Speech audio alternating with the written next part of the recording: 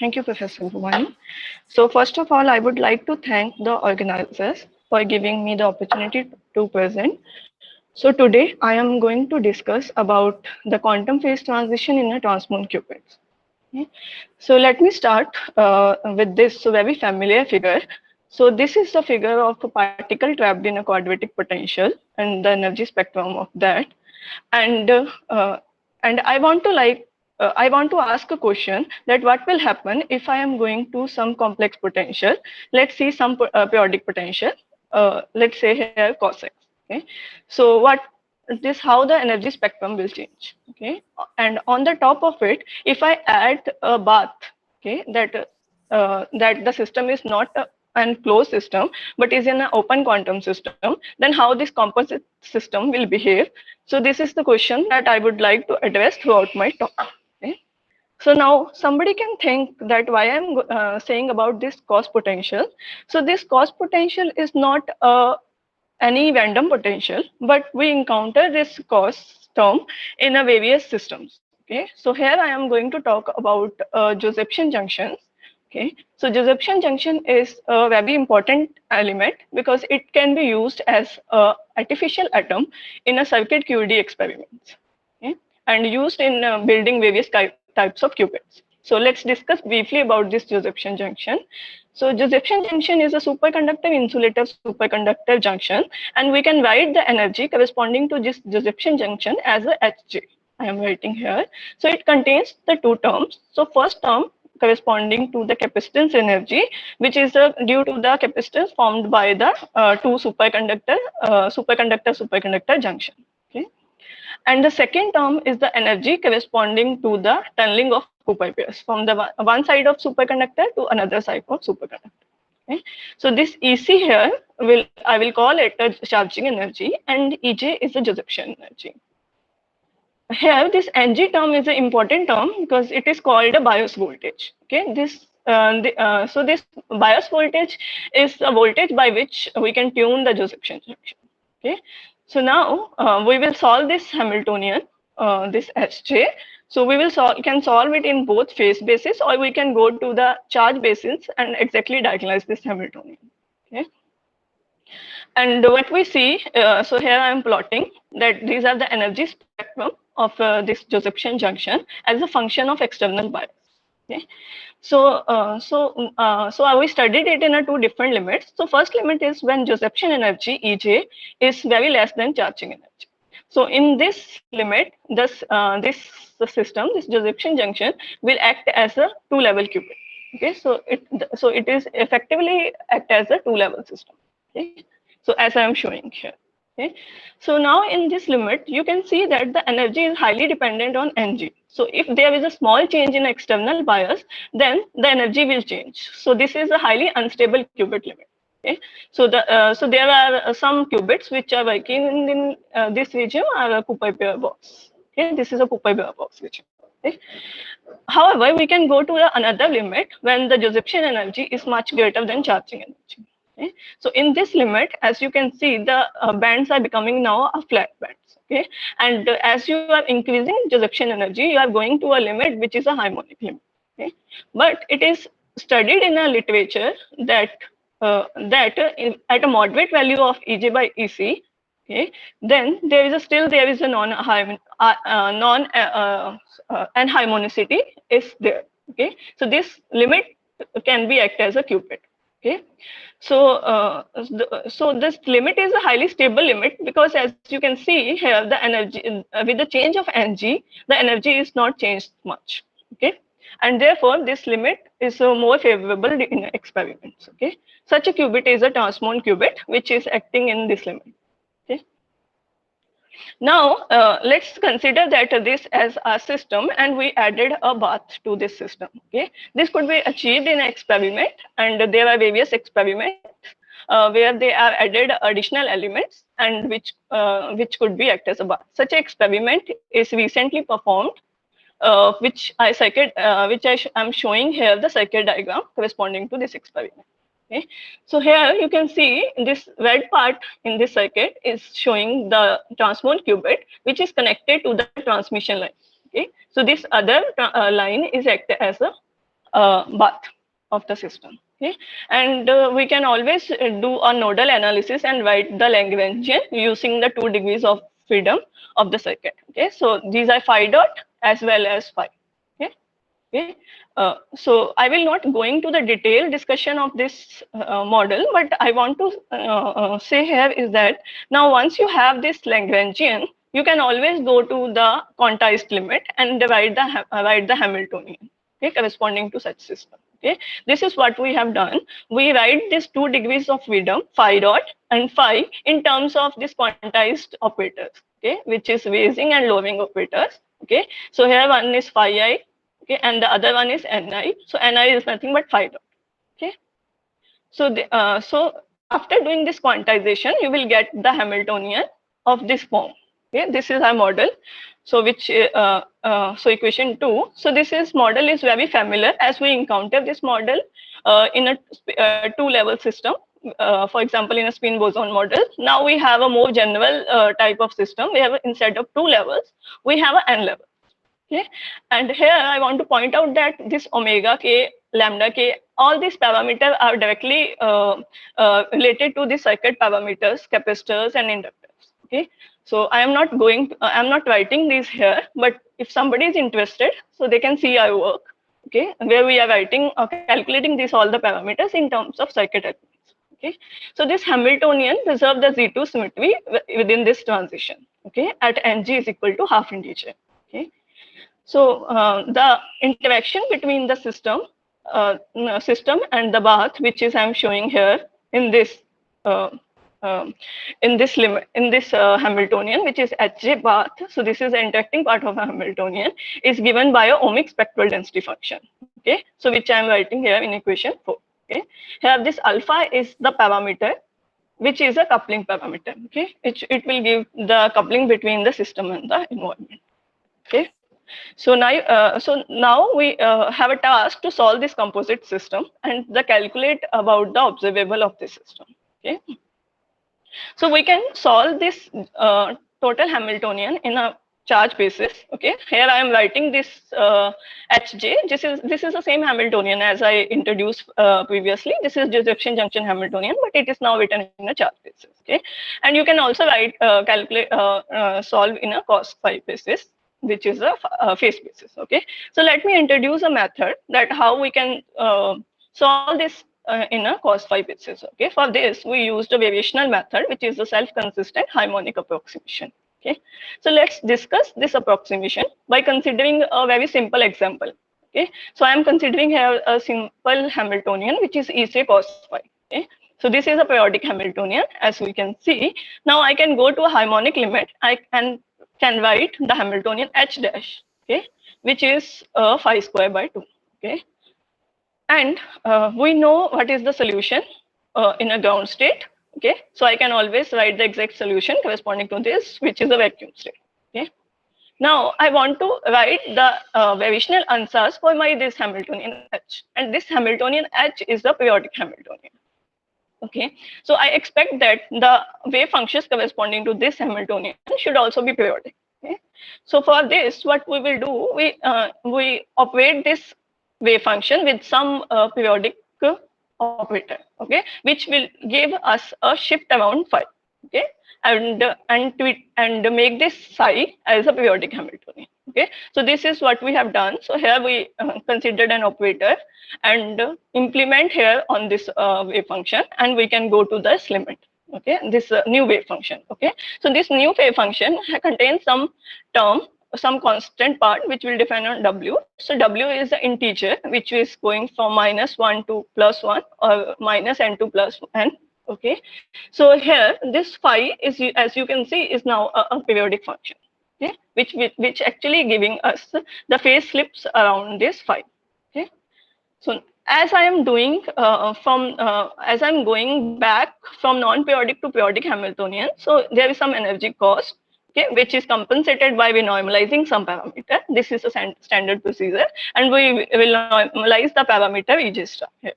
Okay, so this is the final Hamiltonian we are writing, and we have a wave function which is like this, and now we can calculate the energy corresponding to this and the other observable. Okay, this is what we have done. with this method. Okay, so now we can implement this method on our composite system. So here I am writing briefly that how we implement on our complete system. Okay. So this first Hamiltonian H, as you can see, it contains cos phi here, and we can go to harmonic limit, which I am showing here by H SCHA. This is the new Hamiltonian, and we can write this phi now as a phi square. Okay, this is the approximate Hamiltonian. Okay, so as I am going to harmonic limit, for the timing I can get rid of Ng as well, because as we know that when Ej is very high in a harmonic limit, it doesn't depend on Ng. Okay, so this is our first energy. Okay, so now we can rewrite this Hamiltonian in terms of all phi basis, phi and n basis. Okay, this is the simpler Hamiltonian, which is the diagonal form Hamiltonian. Here M is some overhead matrix which contain all the information about how our qubit is connected to the path. Okay. Okay, and we can write this Hamiltonian in terms of a raising and lowering operator, which is I'm writing in equation 6. Okay, now we know the ground state energy corresponding to this Hamiltonian, and we know what is the wave function exact ground state corresponding to SCHA Hamiltonian. Okay, so this will be this vacuum state. Okay, now to bring back this periodicity of cos phi, we operate this phi wave function psi naught with some periodic operator. Okay, so this is my periodic operator, which is exponential I 2 pi w n cap. Okay, so if I doing the transformation with respect to n cap, and n and phi are conjugate variables, then I will get a phase shift 2 pi w phase shift around phi variable. Okay, so this is what we want to achieve, and we will go to this go back to this periodic. We can write this whole Hamiltonian in terms of a periodic wave function. Okay, we can calculate now the energy in a ground state. Okay, so now to check the efficiency of this method, we benchmark the calculation by using numerical renormalization group method. So we implemented numerical RG on the system in a charge state. Okay, so for this we do the standard renormalization group procedure, and we separate out the high energy bath modes Wk and lambda k from the lower energy bath mode. This we are achieving by using this logarithmic way. Okay, so here we are rewriting this Wk in terms of this logarithmic grid and do the diagonalization of Hamiltonian iteratively. Okay, for each side. Okay, as I am showing in this second figure. Okay, so for the first side we do the diagonalization and then edit the second side, and similarly we are going to. Okay, so now we are all set. We can check the efficiency of this SCHA procedure with respect to RG. Okay, so this is what we have done here. So here I'm showing a result where I'm showing the calculating the ground state energy with respect to alpha. Okay, alpha is, as I already said, is a coupling between is a measure of coupling between the system and the environment.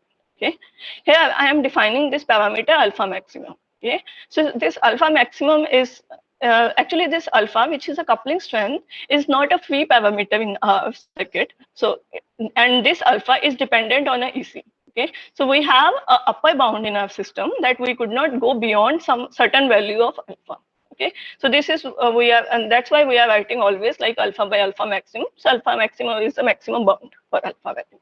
Okay, so now we are calculating energy with respect to some parameter alpha, and for a different value of Aj by Ac. Okay, so it is already expected that since we have a harmonic approximation, so it should work in a limit when the system is less than harmonicity. So the system with the Ej by Ec high value, which is 5, and we see that, and we see from this figure, this curve, that the convergence is really worked. Okay, here this cycle are represented energy results, and solid and dashed line represent the result by the wave function, SCHA wave function, for a different value of Ng. Okay, so this dashed line and solid line are corresponding to different value of Ng. Okay, and if I am going to the another limit when Ej by Ec is very small, we can see that in this limit also it worked really well, okay, because we bring back the periodicity in the system, and because of that, thus in this limit also it worked. The convergence looks good, okay. So this means that our method is very efficient not only in the harmonic regime but also at a moderate value of EJ by AC, okay. Now, with this, now we would like to understand our model more, and we calculated some observable for the model. So these are the observable that we have calculated. First observable is cos phi average. So this is measure of average Josephson tunneling in superconducting qubits. Okay. So yeah, so this is same as a phase fluctuation. You can think as a phi square, but since phi square is not defined in our system, so we are calculating it with respect to cos phi. Okay, so here I am calculating cos phi in a both regions. Okay, so in a first region, so when we are in a transmode limit, that is, you can see that EJ by EC is high here. That we've observed that cos phi is an increasing function of alpha. Okay, so this shows that with the increase of alpha, the phase fluctuations are suppressed. Okay, this phi square average is suppressed, and because of that, we are getting cos phi as an increasing function. Okay, however, in another limit, when we are in a spin boson limit, or okay, in a two-level system limit, then we see that with the increase of cos phi, with increase of alpha, the cos phi is a decreasing function. Okay, so this shows that in this limit, the phase fluctuation are dominated. Okay, but as phase phi and the charges are conjugate variable, this means that here charge fluctuations are localized. Okay, so charge localization take place in this limit. However, in the other limit, transmode limit, is the phase localized limit. Okay, so and there is a crossover between the behavior of cos phi when we are going from one limit to another. This is I am showing with this figure next here. Okay, so here I am showing the cos phi average as a function of EJ by EC, and what we observe is that as we are going from smaller EJ by EC to a larger EJ by EC, and we see that there is a crossover between in the behavior of a cos phi, and this crossover is happen at EJ by EC equal to 1. So this EJ by EC 1 is some non-trivial point where the system is neither phase localized nor charge localized and need to be investigated. Okay. So with this, we will now like to calculate what will be the order parameter in such system. So the order parameter in this system is n cap, which is a charge localized charge localization, which shows a measure of charge localization. Okay. So this operator n cap, we can think like a sigma z operator in a two-level system, which is measure of population inversion of the system. Okay, so this nn is 0. Okay, when the system is in a superposition of when a system is in a superposition state. However, when system is locked to one state, locked to some state, then this nn give you a finite value, similar as sigma z will do when we are studying the spin boson models. Okay, so this is what we see in this both the limits. So in a transmode limit, as you can see, when I am increasing the alpha, the value of n, this charge localization parameter, is always 0. Okay. However, in the other limit, we see that there is a limit when this system is going from 0 to non-zero value. Okay, so this means that in a transmode limit, the system is always in a delocalized phase. Okay, so here this delocalization or localization are interpreted in terms of a charge states. Okay, so in this limit, as we already studied, the system is a phase localized, not a charge localized, and therefore this is giving us so this is a delocalized phase. However, in the another limit, the system is showing a phase transition. Okay, so there is a no phase transition in a transmode qubit. Okay, so that we can see the complete figure by seeing this complete phase diagram here. Okay, so this is the complete phase diagram that we are getting as EJ by EC as a function of alpha. Okay. Here this I am showing here some dashed line in a black, which is, as I already explained, there is some upper bound on the value of alpha. Okay, so the system is unstable in this limit. Okay, and we could not go beyond this limit. Okay, so what we see that when we are in a this spin boson phase, or when in a smaller EJ by EC limit, then there is a phase localization from delocalized phase when NN is 0 to the other phase in a localized phase, okay, where NN is finite. But in the transmon regime, when we are going further increase EJ by EC, there is a no phase transition is observed, okay, and the system will always remain in the delocalized phase. Okay. So with this, I would like to conclude that in the transmon qubits, however, there is still the anharmonicity is present, but still there is no phase transition is observed. This is because the system is always a phase localized region, and there is a no and the charge fluctuations are dominant in this region. Okay. With this, I would like to thank my supervisor, Shomo Bera, our collaborators, Serge Fluines, Theo, Nicholas, Isaac Nyman, and IRCC IIT Bombay. Thank you for listening. Okay. Thank you, Kuljit, for your presentation. So let us see if there is any question. So if there is a question, you can unmute yourself. So I have a question. So if I understood correctly, the alpha max is the limit after which the NRG and variational approach start deviating, is it? Yes. So that means this variational approach works for relatively weak system path coupling. Is that correct? So yes. So in a transmon limit, we can say that thing, because we have to compare this with the W, which is in a transmon qubit, it is 8 EJEC. Okay.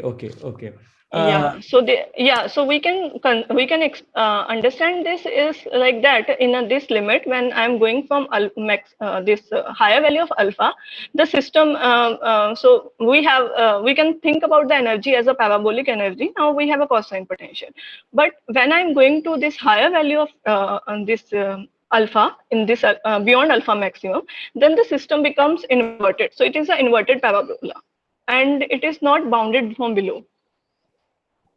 So this is an unstable system at that limit. Okay. Okay. My one more question was that you had a plot where there was agreement between variational approach and NRG. My question is, in that region where they agree, have you tried to do Lindblad master equation for this kind of system? Like a Born-Markov approximation description? No, we didn't apply that. Yeah, we haven't.